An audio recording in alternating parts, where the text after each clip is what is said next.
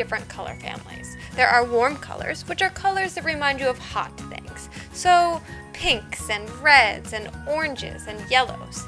And then there are cool colors, and cool colors are things that remind you of cold things like greens or blues or purples. And then there are neutral colors. Neutral colors are colors like black and gray and white, and they're neither warm nor cool. Artists can use these three color families to control how someone looks at their pictures. Warm colors generally make things look closer, and cool colors generally make things look further away. So artists will use cool colors in the background and warm colors in the foreground to make the thing that they want people to pay attention to pop out. Today we're going to be using colored pencils to work on our image. One easy way to keep track of the different color families is simply to sort your colored pencils into warm colored families, cool colored families, and neutral colored families. That way you don't forget which ones you can use on which part of your picture. You always want your colored pencils to be very, very sharp, and you want to color with the side of the colored pencil.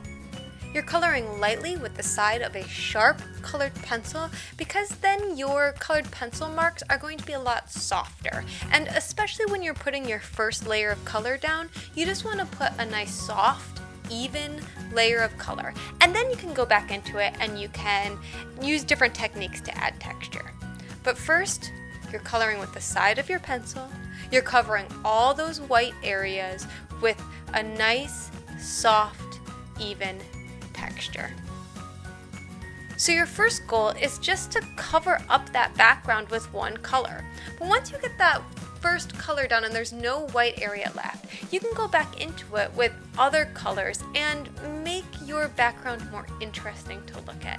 So I'm still coloring with the side of my pencil because it's always best to start light and then build up to the darker colors.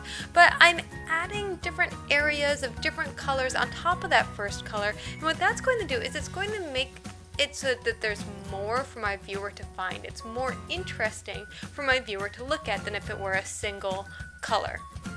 I know that whatever colors I put in the background are going to work with each other because I'm only using cool colors. I'm only using colors from that color family, that pile of pencils that I set off to the side.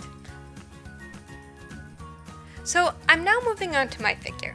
And my figure is the thing that I want my viewer to look at first. I want my figure to appear as if they are popping away from the background. So I'm using warm colors. I'm doing the same thing that I did with the background where I'm covering up all the white areas first with just a even, soft layer of color.